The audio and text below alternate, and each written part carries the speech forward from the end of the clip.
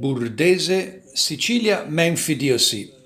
It's a Bordeaux blend, 70% Cabernet Sauvignon, 30% Cabernet Franc.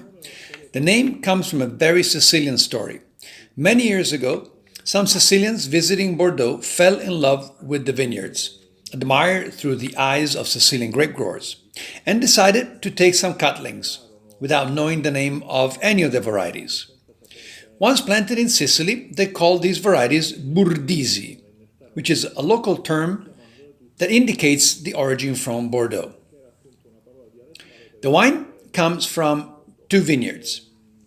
The Cabernet Franc comes from a plateau at 440 meters of altitude, overlooking Maroccoli's vineyard, while the Cabernet Sauvignon is grown at a lower altitude in Dispensa on rather clay soils. The goal is clearly to make a Bordeaux blend with a very rich and intense style.